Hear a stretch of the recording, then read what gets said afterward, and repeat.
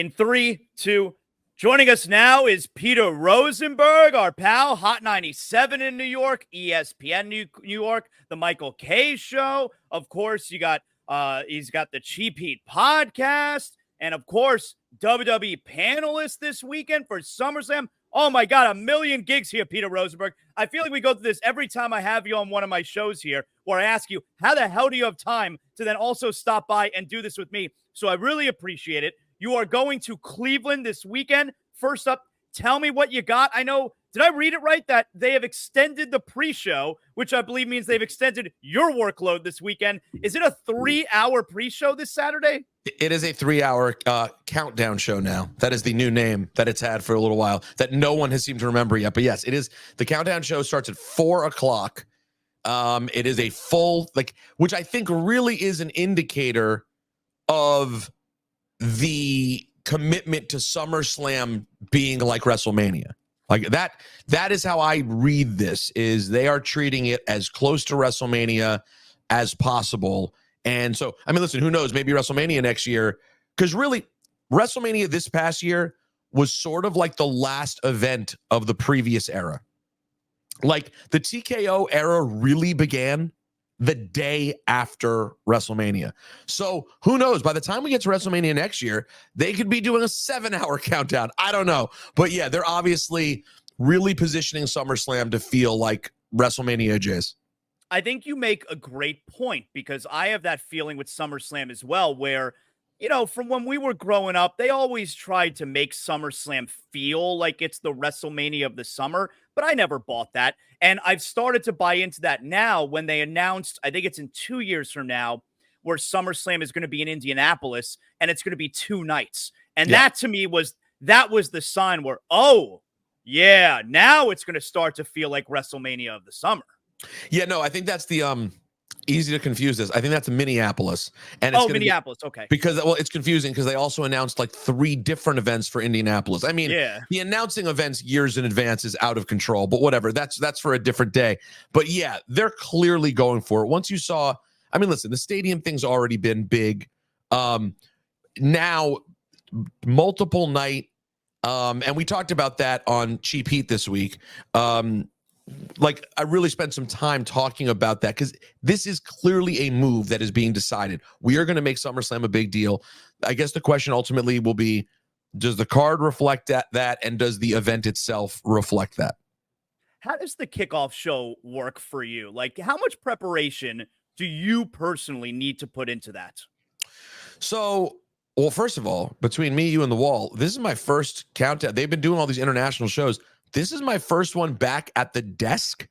Well, actually, since before WrestleMania, I wasn't at the desk at WrestleMania. I actually was roving and doing all kinds of other stuff. Like I said, this is sort of a new era with how TV is produced at WWE. So that event, actually, I was kind of all over the place just doing interviews and packages. So it goes all the way back to Elimination Chamber. What about Royal Rumble? You did it because I was at Royal Rumble, so I wasn't watching it, but you were on the panel for Royal Rumble, right? Royal Rumble, I was on the Royal Rumble. I was certainly on the desk. And now I'm excited to be back. I'll be there this week, and I'll be doing some sort of, it's 3 hours. So the first hour I'm kind of roaming around, and then the next 2 hours I will be at the desk. And I recorded actually a package a couple of weeks ago. I interviewed Damian Priest in the Bronx. We're airing that on Saturday as well. To answer your question, I need to do, you know, a decent amount of prep in the days that lead up. Like, it depends, right? Like, it depends on my own schedule recently before the event. There are times when I'm like completely dialed in on everything and I'm like, oh, I know it all off the top of my head.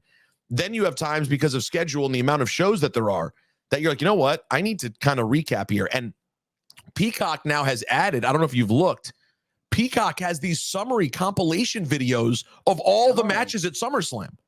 Oh, so, I did not know that. So last night, like, just to get caught up, I watched, and I'd seen everything, but still, you have a random Friday where SmackDown's on in the background, but you're not listening to everything. I watched like the Cody Solo 40-minute recap. That was every segment that Cody and Solo have had since WrestleMania. So I like that. That was actually really cool to find. But in general, man, I mean, it's not so much about knowing every fact to me as much as it is about knowing how to talk about it, and being excited for things that are tangible that fans will get excited about. And that's to me always the challenge of it. And also, like, you're doing a countdown show for something that is entertainment. I mean, this is not a sports event. Like, if the Commanders were playing a game on Sunday and you said, Rosenberg, we need you to break it down for the hour before, well, as long as I've been watching recently, you just, whatever you think, you say. But when you're doing wrestling, you can't just say whatever you think. There has to be a period of translation between your brain and your mouth of, like, we're part of the show. And it's a really underrated, by many people, a really underrated skill set that's, like, not that easy to come by, of, like, how do I talk about this in a way that's interesting and promote and hype people up? But, oh yeah, it's also got to all be within the story. Like, you can't just go rogue and say, hey, man, well, when CM Punk was in AEW, I thought he was going to go over against MJF. And then you can't, it's not a podcast. Like, you have to live within the confines. So it's also, where can you find real things to say that are actually authentically real? Like, for example, CM Punk has to be thinking about staying healthy during this match, right? Like, to me, that's a real thought that makes sense both within WWE and between you and I talking right now. Yep. CM Punk thinking about his health, to me, that is a real thing everywhere. So it's finding those kinds of things. It's interesting that you say all that, because my favorite thing about these pre-shows and kickoff shows is you guys do treat it like a sport. You talk about, when you're asked for predictions, you're not saying things like, I think he needs to go over because then this means this. No, you're treating it like it's a real bout, and this is what you think could happen, or this is what you think needs to happen for wrestler X. You guys do treat it like it's a real sport. It's my favorite part about it. Yeah, and at the same time, there's sort of like, no one wants you to be cheesy and completely over the top. You don't want to. It's a balance that's almost impossible to describe. Yeah, because you don't want to be ridiculous and act like this is the most serious thing ever, but it also is. It's a little bit of a dance every time. And Sam Roberts and I often talk about and pat ourselves on the back together, being like, we figured out how to do this as the years went on, because when they brought us in, they had never brought in like a mainstream person who did other stuff and just said, hey, you get to be a part of it now. Here's how you do it. And also back then when they brought us in, it was, you're the fan. So I'm like, oh, well, if we're the fan, do we talk about it like, what kind of fan? Because most fans talk about this in a smart way. That's how most fans are these days, right? So it's a fun, you know what though? It's that part that makes it feel like a challenge. Like, I can get bored talking about sports. I can get bored talking about politics. This, you can't get bored, because there's always this performance and thought part of, like, how do I do this? And to me, that makes it a lot of fun. I'm pretty certain I know the answer to this, but I feel like some of my listeners may like what your answer is when I ask, do you know anything that's going to happen throughout the night? And not even just matches, but if there's a wrestler, and this weekend it would be like Roman Reigns, if there's someone backstage because there's going to be a surprise, do you know about those things in advance? It is very rarely told to you. Every blue moon in a meeting, because of where the show might be going, they may say, hey, let's avoid talking about so-and-so. And then you go, okay. Very rarely, it has happened, but very rarely do they say, so-and-so's back tonight, blah, blah, blah, blah, blah. That's unusual. Or, so-and-so's losing tonight anyway. Nah, we don't know. When we make our picks on the matches, those are just picks. Like that I always just try to guess the same way I would guess on my podcast, like what makes the most sense. And then again, I try to translate that into terms that work within the show. But no, you don't generally know. Every once in a while you hear something, but man, I'll tell you one thing. The CM Punk night, I knew nothing. I heard rumors. I was like, yeah, right. And and then this is really funny. On the kickoff show, I don't know if you remember this, I made a reference. We were in Chicago, obviously, outside freezing. And I went, we're in front of these Chicago fans who are the best in the world. Oh, and everyone reads into that shit. It got written everywhere. I looked after I got home. I was like, oh my God. Every wrestling blog was like, Peter Rosenberg indicates CM Punk is coming back. I'm like, what? In my mind, I'm like, CM Punk's not coming back. What are you talking about? And then I left the building towards the end of the night, but the last match wasn't on. And I get a text from someone who's still there being like, I think something crazy is going to happen. I just got moved out of a place. Jackie Redmond, she was like, I just got moved out of a place for no reason. I think it's happening. I was like, no fucking way it's happening. And yeah, I'm sitting there with Booker T with my phone out. We're watching the event. And then I just hear, and I was like completely worked, completely popped, could not believe it. And there were other wrestlers there who were already getting back to the hotel who were coming up to my phone like, no shit, and gathering around to be like, he came back? Like, so is that your story of leaving a sporting event early and your team came back, a come from behind victory, and you missed it? Is that your story for wrestling? That's, you know what? It doesn't get much better. Although I enjoyed it the way I got it too. Like, it was actually pretty fun the way it played out. Because the hard part is in the building, when I stick around for the whole show, you either have to stand out in the crowd, which is a little awkward, or, as the night goes on, there's sort of less people around and you end up just like watching at a random monitor quietly by yourself. And it's like not exactly dope either.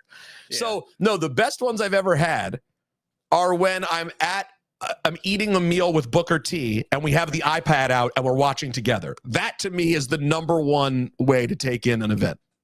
So speaking of surprises, do you think we're getting Roman Reigns on Saturday night? I do not. Do you think that we're getting Roman Reigns on Saturday? And how big is that babyface pop going to be? I think we are going to get him. And I think it will be as big as anything we've heard in a long time. I think it'll be maybe Punk. I mean, I guess Punk would be the only last thing I could think of. And that was like a pretty big surprise. I mean, I think even though it was speculated, and even though it was Chicago, still a big surprise. I think it'll be an absolutely massive pop for him. They've done a really nice job sort of making this version of the bloodline terrifying and evil. And presumably, if they all get involved and you see Cody getting beat down, seeing Roman come out, I mean, maybe that feels too telegraphed. I don't know. Is that too telegraphed? I will be over the moon if that's what happens. And you get Roman coming in for the save with Cody, whether it's that. Now, there's two schools of thought you could have there. Cody gets beat down, Roman makes the save. There's also, Roman shows up. You don't know who it is. He cost them the match. He shows his face. It's Roman Reigns.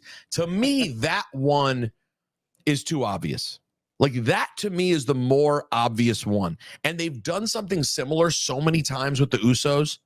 Like, how many times did Jimmy Uso reveal himself? You know what I mean? Comes from behind the scores, the scorekeeper, and we've seen it with him. We saw it with Solo a million times. Yes, and with Tama Tonga and Tongaloa. It's I feel like it's happened with all of them. So to me, the more interesting thing would be if the bloodline just gets a moment where they're beating down Cody, and that music hits. Now, here's you really want to nerd out. Go on. Do they do like his music from the top?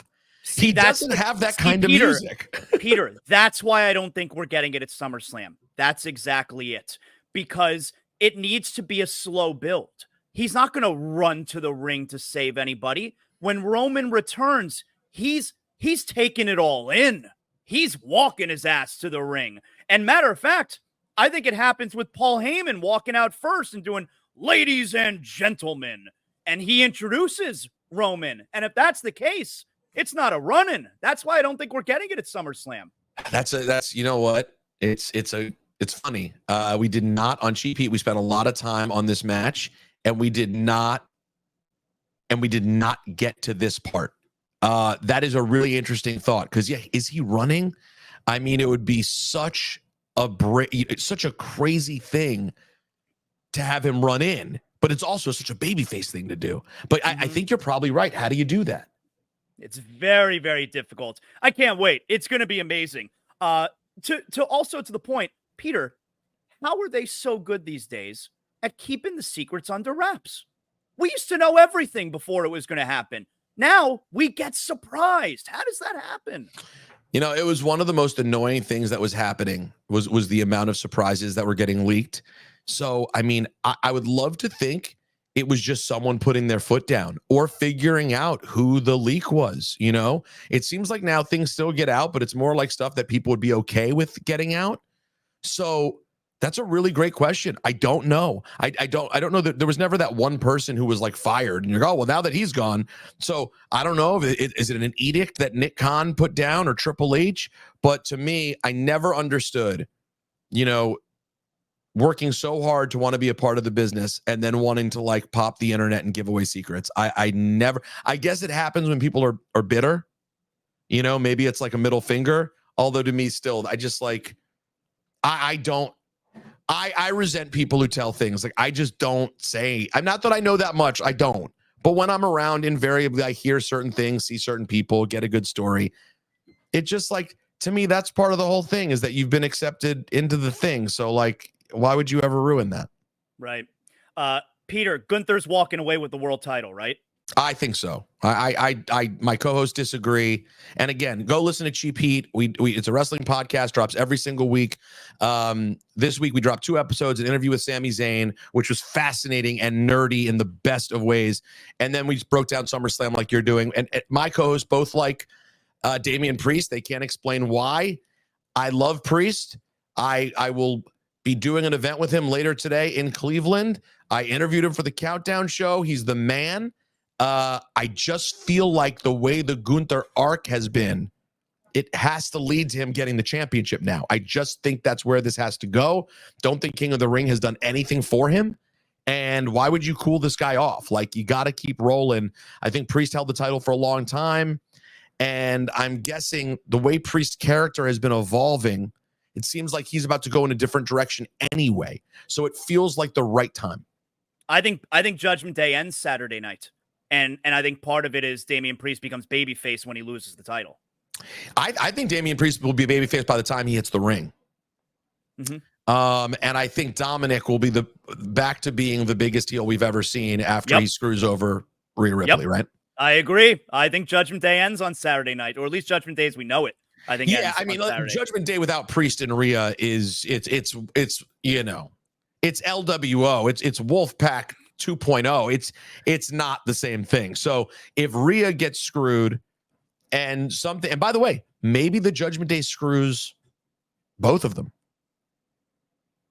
Maybe Priest gets screwed in his match, Rhea gets screwed in her match, and we get some sort of alliance there, and then eventually maybe we get a mixed tag, you know, a Liv Dom versus Rhea Priest. I don't know, but I get the sense that you're right. This is the end of it as we know it. Peter, how incredible has this Liv Morgan, Rhea Ripley, Dominic story been? I mean, just what a story. It's been a lot of fun. It's been patient. It made Liv 1,000 times more interesting. It's time to do this. Like, I'm glad this is happening right now. I don't think they could have dilly-dallied much longer. Like, I think we're at the point of impasse here. Like, let's get to where this story is going. But Liv is so talented and she's so loved, but at the same time, you know, her with the title, her being a real threat to people as a babyface, like that underdog Liv story, you can only play it out so many times. She makes so much more sense in this role. And she's so, you know, it's so funny. Sometimes people, they're like, oh, you know, my personality, my wrestling personality is just my real personality tweaked a bit. I mean, not in the case of Liv Morgan. I mean, she is as sweet a person as there is, and she has just been, you know, perfect at this. And I'm guessing what we get Saturday is really going to take her to the next level of being a terrible guy. So I'm excited to see it. One more for you here, Peter. Punk and McIntyre. This is like an old school WWF feud to me, where it goes on for 6 months and we're finally going to get to see them put their hands on each other. Like, they haven't even touched each other yet. And that's the way it used to be when we were growing up. It's awesome. That to me is the main event. Obviously, if Roman Reigns comes back, that is the main event no matter what. And I know in theory, Cody and Solo should be the main event, but it's not. This is the fans match. And I agree. Then, man, this is the best use of a special guest referee in so long. Normally these days, it like doesn't move me or it's cute, but it's such the perfect spot to advance the stories with everyone to have Seth with that ref shirt on. I'm thrilled for this match. I wish it would go on last because it just feels like such a main event. Mm-hmm. I mean, it's really interesting to think about what they do. You know, if Cody and Solo's last, they put this on like first, I think that would be a mistake. I think the very earliest I'd have it on is like halfway through the show. But to me, this is the main event. And like I said, it has been, by the time he gets in the ring, over 250 days since CM Punk debuted at Survivor Series. He has not had a match. Yeah. And then if you go back, except the Royal Rumble, of course, and then if you even go back to his most recent run in AEW, how many matches had he had then in the last year and a half? So he had the one where he got hurt, and that's it, you know? So like it's kind of fascinating. You know, he's at an age now where like I mean, think about how much pressure that is. Like, what if God forbid, I feel like I'm gonna be watching him, Peter, the way that I watched Tua during a Dolphin game, hoping every time he gets hit that he gets up and he's not hurt. That's how I'm gonna be watching. Yeah, no. Until recently, it's how I watched every Joe Biden speech. You know what I'm saying? That's what it's gonna be like. But it's.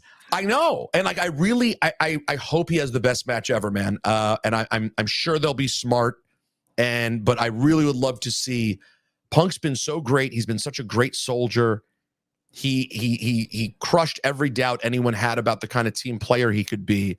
Now he needs to have the run here that he's earned. And it truly would start with this weekend. And then hopefully we get to see him go on a run and have matches with so many people. There's Orton, there's Seth, there's Roman. There's so much out there for CM Punk potentially over the next couple of years. So I'm rooting for the guy.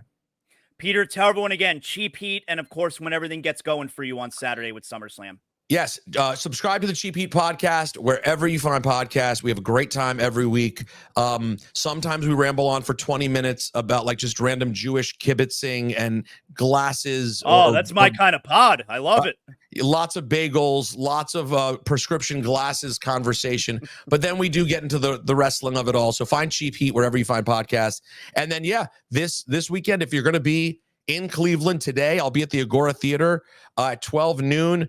Damian Priest debuting his documentary. And then, of course, the kickoff show, the countdown show, Saturday, 4 o'clock on Peacock or YouTube. Great stuff as always, Peter. Appreciate you, man. Thank you so much. Have a great time. It's going to be really fun. You're the man, dude. Thank you.